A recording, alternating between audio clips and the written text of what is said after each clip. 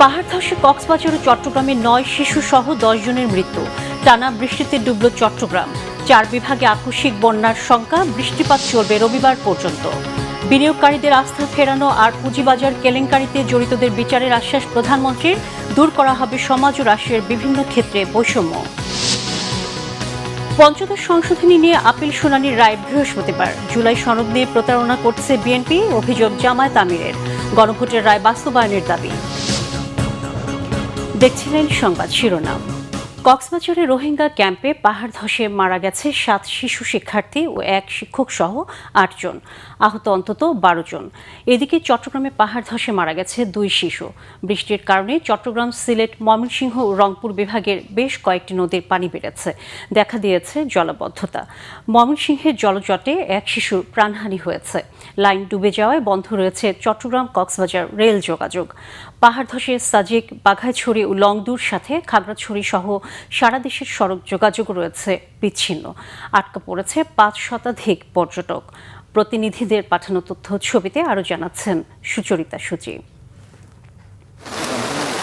বুধবার ভোর থেকেই চট্টগ্রাম ও কক্সবাজারে ভারী বৃষ্টিপাত শুরু হয়। কখনো থেমে থেমে ঝরছে বৃষ্টি। চট্টগ্রামে ২৪ ঘন্টায় ২৫৮ মিলিমিটার বৃষ্টি রেকর্ড করেছে আবহাওয়া অফিস। টানা ভারী বৃষ্টিতে কক্সবাজারের উখিয়ার কুতুপালং মধুরছড়া ৫ নম্বর রোহিঙ্গা ক্যাম্পের A3 ব্লকে একটি মাদ্রাসায় পাহাড় ধস হয়। বুধবার দুপুর ২:৩০টার দিকে এই দুর্ঘটনা ঘটে। শরণার্থী, ত্রাণ ও প্রত্যাবাসন কমিশনার মোহাম্মদ মিজানুর রহমান বিষয়টি নিশ্চিত করেছেন। ফায়ার সার্ভিস ও স্থানীয়রা জানায়, দুপুরে ক্লাস চলাকালে হঠাৎ মাদ্রাসার উপর পাহাড় ধসে পড়ে। এতে শিক্ষক শিক্ষার্থীরা মাটিচাপা পড়েন। ফায়ার সার্ভিসের সদস্যরা দ্রুত ঘটনাস্থলে পৌঁছে উদ্ধার অভিযান শুরু করেন। টানা বৃষ্টিতে চট্টগ্রাম মহানগরীর মেয়রগলিতে এবং সীতাকুণ্ডের জঙ্গল সলিমপুরে পাহাড় ধসের ঘটনায় ২ শিশু মারা গেছে। সকালে জঙ্গল সলিমপুরে পাহাড়ের পাদদেশে ঘরের উপর একটি অংশ ধসে পড়লে ১০ মাস বয়সী শিশু লামিয়া মারা যায়। আহত হয় তার বাবা। দুপুরে মহানগরীর মেয়রগলি এলাকায় পাহাড় ধসে সামিয়া নামে ৫ম শ্রেণীর এক ছাত্রী মারা যায়। ঘটনার পরপরই ছুটে যান Chittagong city mayor doctor Shahadat Hossain. তিনি জানান, ঝুঁকিপূর্ণভাবে বসবাসরতদের সরে যেতে মাইকিং করা হলেও অনেকেই সেই নির্দেশনা শুনছেন না। পাহাড়টা একদম কাটার পরে সোজা হয়ে গেছে, যার কারণে এখানে অত্যন্ত ঝুঁকিপূর্ণ। এই পাহাড় যে কোনো মুহূর্তে ধস নামতে পারে, যেহেতু কন্টিনিউয়াস বৃষ্টি হচ্ছে। এবং এখানে আপনার ধরেন যে পরিবারগুলো আছে, আমরা বলেছি আমাদের যে আরবান ডিসপেন্সারি আছে এখানে, তারা সেখানে সরে যাবে। আর যদি এখানে যেতে না চায়, আমাদের আরও 10টা স্কুল অ্যালোকেটেড আছে। চট্টগ্রাম জেলা প্রশাসন আমরা যে স্কুলগুলোকে অ্যালোকেটেড করেছে সেখানে খাওয়া দাওয়ার ব্যবস্থা আছে, এখানে আমরা ব্যবস্থা করছি, সেখানে তারা যেতে পারে। বাসা থেকে 11টা বাজে বাইরে হয়েছি, মাইয়ারে কইছি আম্মু তুমি বাসা থাকিও, আমার কিছু হলে আমার ফোন দিও, আমি বাসায় আছি, আমি কাজে যাব না। তো আচ্ছা ঠিক আছে, আপনি যান, আমার ফোলাও আছে লগে দিয়ে। এই 11:30 বাজে আর ফোলা ফোন দিয়েছে, আবার পাহাড় পড়ে গেছে, পড়ে যা সামিয়ার গায়ের উপর পড়ে গেছে দেওয়াল ভাঙ্গিয়ে, আবার উনতে দৌড়। বৈরী আবহাওয়া বিবেচনায় পাহাড় সহ ঝুঁকিপূর্ণভাবে বসবাসরতদের আশ্রয় নিতে স্থানীয় স্কুল, কলেজ, মাদ্রাসা ও সাইক্লোন শেল্টারগুলো খুলে দেওয়া হয়েছে।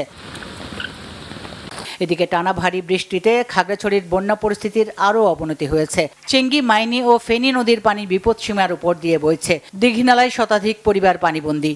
কবাখালী ও মেরু সড়ক পানিতে তলিয়ে যাওয়ায় খাগড়াছড়ি সহ সারা দেশের সাথে সাজেক, বাঘাইছড়ি ও লংগদুর যোগাযোগ বিচ্ছিন্ন। জেলায় খোলা হয়েছে ১৩৫টি আশ্রয় কেন্দ্র।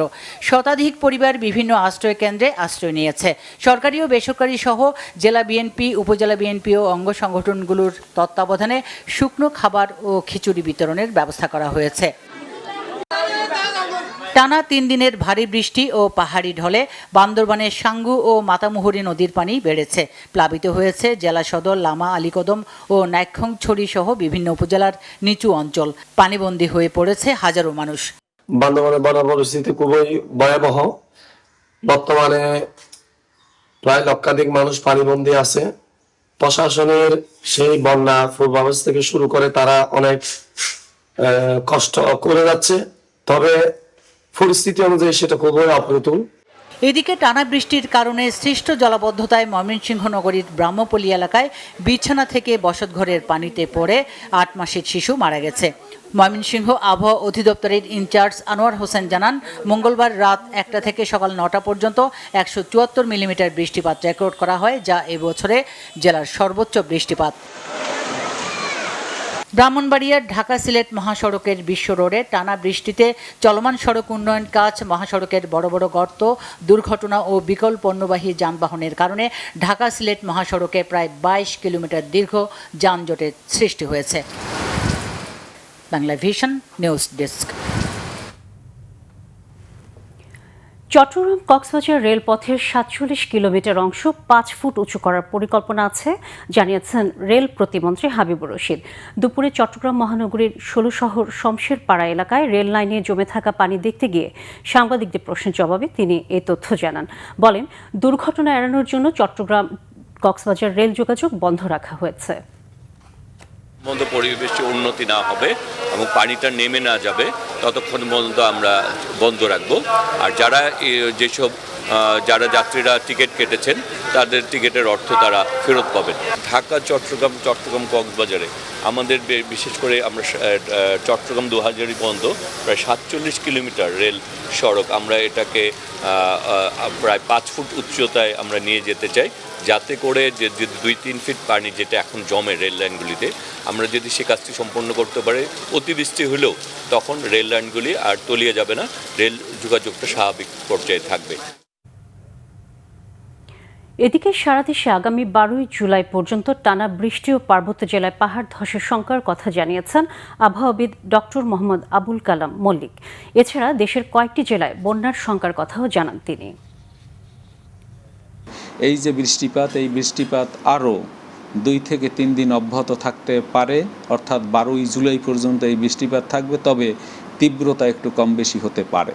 ভারী বৃষ্টিপাত শুধু নয়, অতি ভারী বৃষ্টিপাতও হচ্ছে। যেমন বান্দরবানে গত 24 ঘন্টায় 314 মিলিমিটার বৃষ্টিপাত রেকর্ড করা হয়েছে, চট্টগ্রামে 284 মিলিমিটার বৃষ্টিপাত রেকর্ড করা হয়েছে, রাঙামাটিতে 287, খাগড়াছড়ি, বান্দরবান, রাঙামাটি, চট্টগ্রাম এবং কক্সবাজার জেলার কোথাও কোথাও এই ভারী বৃষ্টিপাতজনিত কারণে ভূমিধসের আশঙ্কা রয়েছে।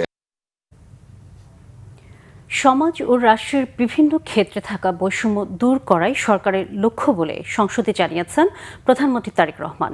সংসদে প্রশ্নোত্তরে প্রধানমন্ত্রী বলেন, বিনিয়োগকারীদের আস্থা ফিরিয়ে আনার পাশাপাশি পুঁজিবাজার কেলেঙ্কারির সাথে জড়িতদের বিচারের আওতায় আনবে সরকার। রিপোর্ট রিশান নাসরুল্লাহর। সংসদের চলতি বাজেট অধিবেশনে বুধবার নির্ধারিত প্রশ্নোত্তরে অংশ নেন প্রধানমন্ত্রী তারেক রহমান। আমাদের যেই জনসংখ্যা ছিল, সংসদ সদস্যদের প্রশ্নের জবাবে প্রধানমন্ত্রী বলেন, পুঁজিবাজারে গতি ফিরিয়ে আনতে সরকার কাজ করছে। সরকারের বিভিন্ন প্রতিষ্ঠানকে পুঁজিবাজারে তালিকাভুক্তির বিষয়টি খতিয়ে দেখার কথাও বলেন প্রধানমন্ত্রী।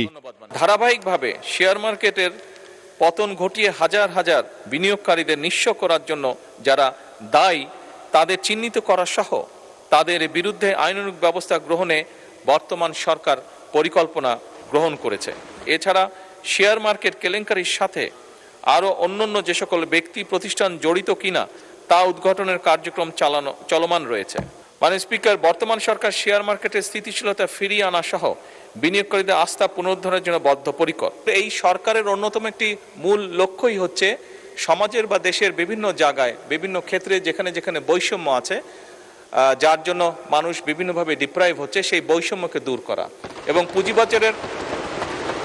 পুঁজিবাজারের ক্ষেত্রেও এই বিষয়টি প্রযোজ্য। মাননীয় স্পিকার, কৃষির আধুনিকায়ন নিয়ে এক প্রশ্নের জবাবে প্রধানমন্ত্রী সংসদকে জানান, কৃষি উৎপাদন বাড়াতে জলবায়ু পরিবর্তনের প্রভাব বিবেচনা করে পদক্ষেপ নিচ্ছে সরকার। এছাড়া চীনে কাঁঠাল রপ্তানির পরিকল্পনার কথাও জানান তারেক রহমান। কৃষকের ডিজিটাল ডাটাবেস সরকারি সেবা কৃষকের নিকট সরাসরি পৌঁছে দেবার জন্য কৃষক কার্ড বিতরণ কার্যক্রম শুরু করতে যাচ্ছে ইনশাল্লাহ সরকার। এর মধ্যে 17টি উপজেলায় পাইলট প্রকল্পের কাজ শেষ করা হয়েছে এবং মাননীয় স্পিকার, এই কর্মসূচির মাধ্যমে আগামী 5 বছর সারা দেশে ইনশাল্লাহ সরকার 2,75,00,000 কৃষককে ডিজিটাল প্ল্যাটফর্মের ভিতরে নিয়ে আসবে, যেটি কিনা কৃষক কার্ড। সরকার রাসায়নিক সারের উপরে নির্ভরতা কমিয়ে জৈব সার, বায়ো ফার্টিলাইজার এবং পরিবেশ বান্ধব কৃষি প্রযুক্তির ব্যবহার বৃদ্ধি করারও উদ্যোগ গ্রহণ করেছে। জলবায়ু পরিবর্তনের প্রভাব মোকাবেলায় কৃষিকে জলবায়ু স্মার্ট এবং অভিযোজন সক্ষম খাতে রূপান্তর করা হবে। সংসদে এনসিপির সংসদ সদস্য হাসনাত আব্দুল্লাহর করা প্রশ্নের উত্তরে প্রধানমন্ত্রী বলেন, প্রাথমিক ও উচ্চ মাধ্যমিক শিক্ষকদের প্রশিক্ষণের পাশাপাশি সম্মানী বাড়ানোর বিষয়টি পর্যায়ক্রমে বাস্তবায়ন করবে সরকার। আইন অনুযায়ী আমরা রিশান নাসরুল্লাহ, বাংলা ভিশন, ঢাকা। সংসদ অধিবেশন দেখতে আসা দেশের বিভিন্ন শিক্ষা প্রতিষ্ঠানের শিক্ষক ও শিক্ষার্থীদের সঙ্গে সৌজন্য সাক্ষাৎ করেছেন প্রধানমন্ত্রী তারেক রহমান। বুধবার বিকেলে সংসদ অধিবেশন শুরুর আগে প্রধানমন্ত্রী শিক্ষার্থীদের সঙ্গে সৌজন্য সাক্ষাৎ করেন। এ সময় তিনি শিক্ষার্থীদের সঙ্গে কুশল বিনিময় করেন এবং তাদের লেখাপড়ার খোঁজ খবর নেন। পাশাপাশি দেশ গঠনে ভূমিকা রাখতে নিজেদের দক্ষ, যোগ্য ও আদর্শ নাগরিক হিসেবে গড়ে তোলার আহ্বান জানান। একই সঙ্গে শারীরিক শিক্ষা, শিল্প ও সংস্কৃতি চর্চার প্রতিও গুরুত্ব দেওয়ার জন্য তাদের উৎসাহিত করেন।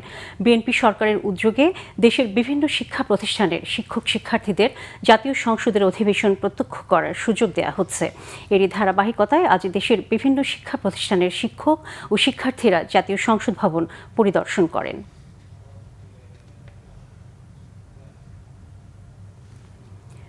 তত্ত্বাবধায়ক সরকার ফিরিয়ে দিয়ে সংবিধানের পঞ্চদশ সংশোধনী বাতিল করে হাইকোর্টের রায়ের বিরুদ্ধে করা আপিলের রায় বৃহস্পতিবার শুনানি শেষে রায়ের এই দিন ঠিক করেন প্রধান বিচারপতি জুবায়ের রহমান চৌধুরীর নেতৃত্বে 4 বিচারপতির বেঞ্চ।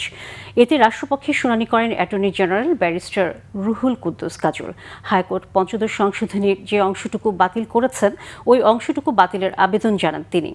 অন্যদিকে রিটকারী সংগঠন সুজনের পক্ষের আইনজীবী ব্যারিস্টার শরীফ ভুইয়া পুরো পঞ্চদশ সংশোধনী বাতিল চান। তবে জামায়াতের পক্ষের আইনজীবী শিশির মনির বলেন, সংসদের এখতিয়ারে হস্তক্ষেপ করা আদালতের ঠিক হবে না। তত্ত্বাবধায়ক সরকার সহ কয়েকটি বিষয় বাতিল চায় জামায়াত। পৃথক দুটি রিট আবেদনের চূড়ান্ত শুনানি শেষে 2024 সালের 17 ডিসেম্বর পঞ্চদশ সংশোধনীর কিছু অংশ অসাংবিধানিক ও বাতিল করে রায় দেয় হাইকোর্ট।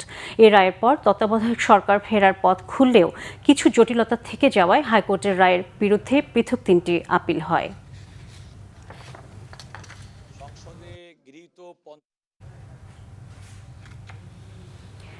বিএনপি জুলাই সনদ নিয়ে অন্তহীন প্রতারণা করছে বলে মন্তব্য করেছেন বিরোধী দলীয় নেতা ও জামায়াতের আমির ডাক্তার শফিকুর রহমান।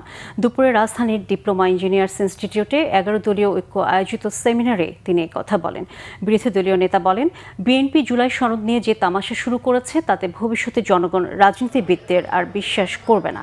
যারা জনগণের জনমতের উপর প্রশ্ন তোলে তারা গণতন্ত্রে বিশ্বাস করে না বলেও মন্তব্য করেন জামায়াতের আমির। সেমিনারে জুলাই শহীদ ও আহত পরিবারের সদস্যরা জুলাই সনদ ও গণভোটের রায় বাস্তবায়নের দাবি জানান। জুলাই গণ অভ্যুত্থানের চেতনা, গণভোটের রায় বাস্তবায়ন এবং জুলাই গণহত্যা ও মানবতা বিরোধী অপরাধের বিচার শীর্ষক সেমিনারের আয়োজনে বক্তব্য রাখেন 11 দলীয় ঐক্যের সিনিয়র নেতারা। একই দিনে দুটো নির্বাচন হলো, একই ধরনের অর্ডারের মাধ্যমেই হলো। আমরা বিরোধী দল দুটাকেই গ্রহণ করলাম, শপথ নিলাম।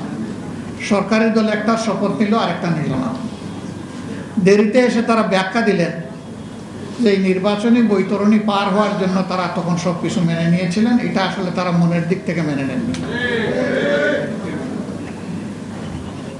রাজনৈতিক দল কিংবা প্রতিষ্ঠানের পক্ষ থেকে জাতির সাথে যদি এই ধরনের তামসা এবং প্রতারণা করা হয় তাহলে ভবিষ্যতে মানুষ রাজনীতিবিদদেরকে আর সম্মান করবে না,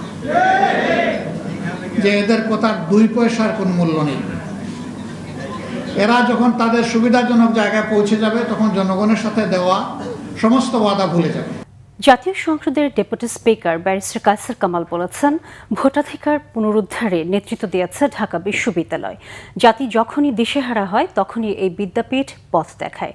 বুধবার ঢাকা বিশ্ববিদ্যালয়ের ইতিহাস বিভাগের নবীনবরণ ও সাংস্কৃতিক অনুষ্ঠানে একথা বলেন বিভাগের প্রাক্তন শিক্ষার্থী ও ডেপুটি স্পিকার কায়সার কামাল। তিনি বলেন, কোনো সময় ইতিহাস বিভাগ বুলিংয়ের শিকার হচ্ছে, অথচ সাবেক স্পিকার ব্যারিস্টার জমিরুদ্দিন সরকারের মতো অনেক রাষ্ট্রনায়কের উত্থান হয়েছে ঢাকা বিশ্ববিদ্যালয়ের ইতিহাস বিভাগ থেকে। অনুষ্ঠানে বিভাগের সাবেক অধ্যাপক ডক্টর সৈয়দ আনোয়ার হোসেনও বক্তব্য রাখেন। জুলাই আন্দোলনে আহত দৃষ্টি হারানো যোদ্ধাদের পুনর্বাসন কার্যক্রম সম্পর্কে মুক্তিযুদ্ধ বিষয়ক প্রতিমন্ত্রী ইশরাক হোসেনকে অবহিত করেছে অপরাজিত 24 ফাউন্ডেশন।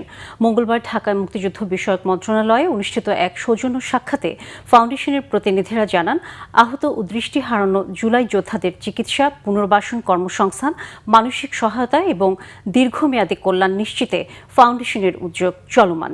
প্রতিমন্ত্রী ইশরাক হোসেন জুলাই যোদ্ধাদের আত্মত্যাগের কথা স্মরণ করে তাদের কল্যাণে সরকারের আন্তরিকতার কথা জানান।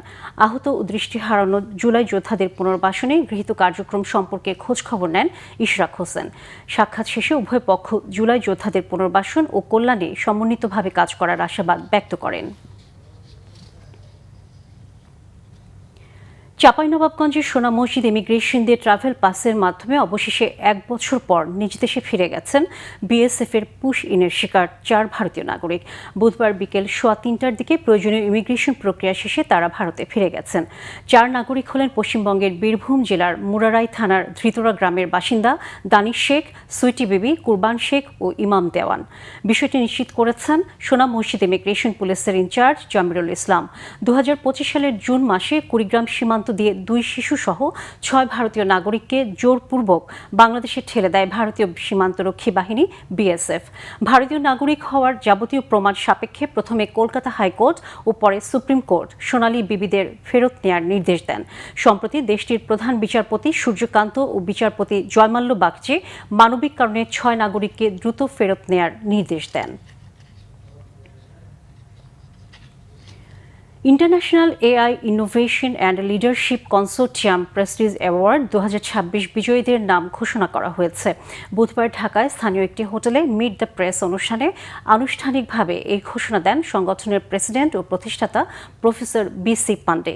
তিনি জানান, আন্তর্জাতিক পর্যায়ে মানবকেন্দ্রিক কৃত্রিম বুদ্ধিমত্তা, নৈতিক নেতৃত্ব, শিক্ষা, গবেষণা, উদ্ভাবন, সাইবার নিরাপত্তা, ডিজিটাল রূপান্তর এবং টেকসই উন্নয়নে বিশেষ অবদানের স্বীকৃতি হিসেবে 25 জুলাই এই পুরস্কার তুলে দেওয়া হবে। এর আয়োজক কানাডা ভিত্তিক সংস্থা ইউনিভার্সাল হিউম্যানিটি ফাউন্ডেশন। অ্যাওয়ার্ডের মূল্যায়ন প্রক্রিয়া শেষে বিভিন্ন ক্যাটাগরিতে নির্বাচিত মোট 57 বিজয়ী ব্যক্তি ও প্রতিষ্ঠানের নাম প্রকাশ করেন IAILC প্রেসিডেন্ট ও প্রতিষ্ঠাতা। সংবাদ শেষ করব ক্রাউন সিমেন্ট শিরোনামগুলো আরেকবার জানিয়ে। পাহাড় ধসে কক্সবাজার ও চট্টগ্রামে 9 শিশুসহ 10 জনের মৃত্যু। টানা বৃষ্টিতে আজও ডুবল চট্টগ্রাম, 4 বিভাগে আকস্মিক বন্যার শঙ্কা। বৃষ্টিপাত চলবে রবিবার পর্যন্ত। বিনিয়োগকারীদের আস্থা ফেরানো আর পুঁজিবাজার কেলেঙ্কারিতে জড়িতদের বিচারের আশ্বাস প্রধানমন্ত্রীর। দূর করা হবে সমাজ ও রাষ্ট্রের বিভিন্ন ক্ষেত্রে বৈষম্য। পঞ্চদশ সংশোধনী নিয়ে আপিল শুনানির রায় বৃহস্পতিবার। জুলাই সনদ নিয়ে প্রতারণা করছে বিএনপি, অভিযোগ জামায়াত আমিরের। গণভোটের রায় বাস্তবায়নের দাবি। এই ছিল এখনকার মতো, পরের সংবাদ দেখার আমন্ত্রণ রইল। এছাড়া বাংলা ভিশন সংবাদ ও সংবাদ সংশ্লিষ্ট অনুষ্ঠান দেখতে ভিজিট করুন www.bvnews24.com ও facebook.com/banglavisionnews-এ এবং সাবস্ক্রাইব করুন youtube.com/banglavisionnews-এ। এতক্ষণ সাথে থাকার জন্য ধন্যবাদ সবাইকে।